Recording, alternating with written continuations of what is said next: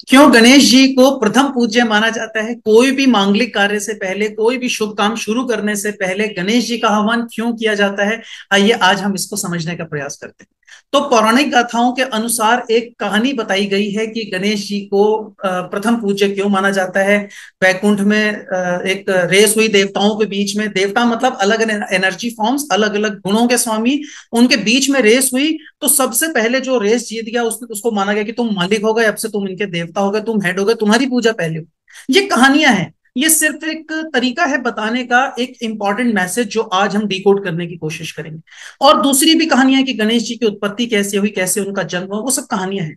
लेकिन प्रैक्टिकली अगर हम समझें तो हमें ये रहस्य गणेश जी के नाम से मिलता है। सबसे पहले इस नाम को समझने की जरूरत।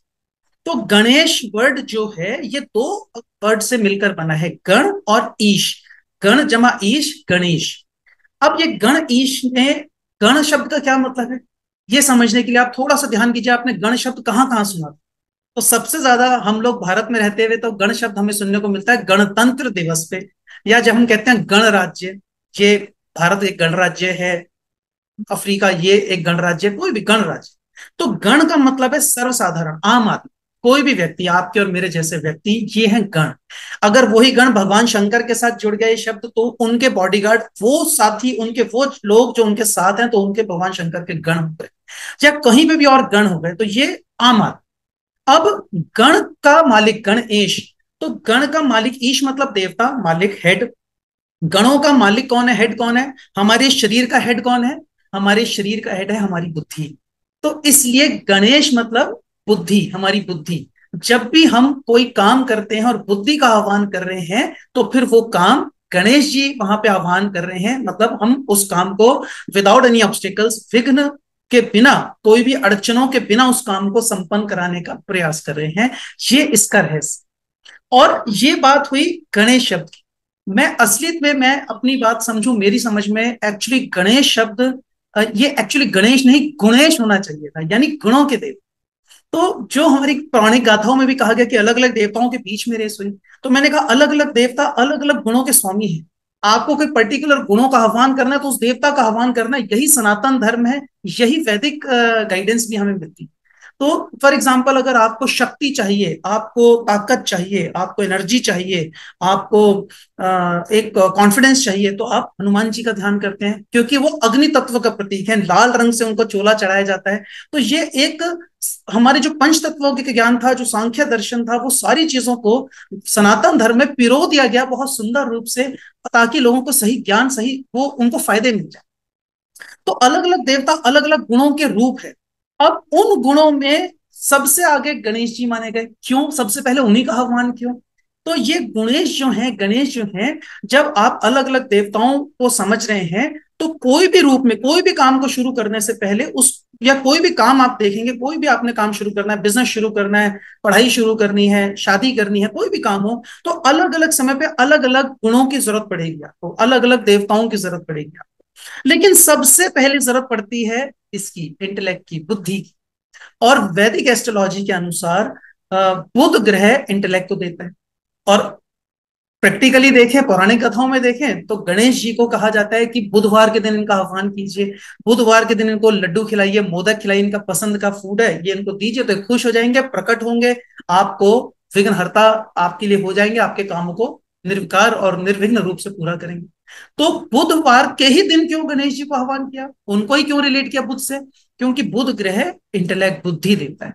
तो कोई भी काम को शुरू करने से पहले अगर आप बुद्धि का उपयोग कर रहे हैं, तो फिर आपके काम निर्विघ्न रूप से पूरे होंगे।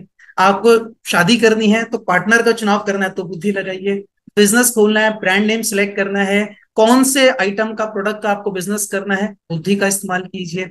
आपको पढ़ाई करनी है तो कौन से सब्जेक्ट्स पढ़ने हैं, बुद्धि का इस्तेमाल कीजिए। कुछ भी करना है, कोई भी काम शुरू करना है, कोई मांगलिक काम है, कोई भी काम है, उसको शुरू करने से पहले बुद्धि लगाइए। उसके बारे में सोचिए कि क्या ये काम मेरे को सूट करेगा, क्या ये रास्ता मेरे लिए सही है, क्या ये पार्टनर मेरे लिए सही है। अगर आप ऐसा कर रहे हैं तो फिर आगे दिक्कत नहीं आएगी। फिर आगे जो जो समय पे देवता आपको एक्टिवेट करने हैं, आपको प्रेम का देवता चाहिए, आपको ज्ञान का देवता चाहिए, आपको जो भी देवता चाहिए वो अलग अलग टाइम पे आप एक्टिवेट कर सकते हैं। लेकिन सबसे पहले बुद्धि का इस्तेमाल कर। तो बुद्धि अगर वहां पे आ गई तो फिर आपका काम निर्विघ्न। और दूसरा एक और एंगल भी है कि वैदिक एस्ट्रोलॉजी के अनुसार बुध ग्रह कम्युनिकेशन भी देते हैं।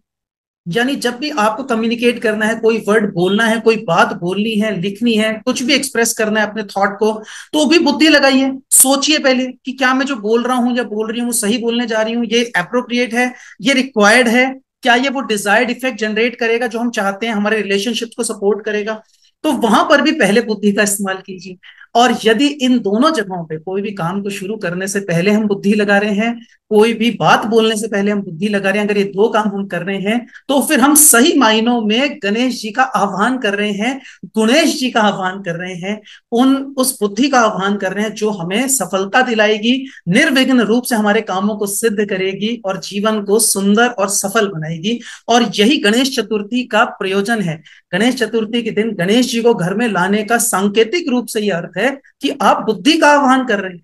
तो जो लोग गणेश जी की प्रतिमा को घर में ला रहे हैं बहुत अच्छा है, नहीं ला रहे हैं तो कोई फर्क नहीं है, आप बुद्धि का आह्वान करना शुरू कीजिए। बोलने से पहले, कोई भी काम को शुरू करने से पहले प्रॉपर डिटेलिंग कीजिए, समझिए, जल्दबाजी में काम मत कीजिए, क्योंकि जल्दबाजी में काम करना किसी और ग्रह का है और वो ग्रह एग्जीक्यूशन की तरफ ले जाता है। काम को खत्म करना है तो जल्दबाजी कीजिए कि काम निपट जाए, लेकिन आरंभ करना है तो बुद्धि का प्रयोग कीजिए।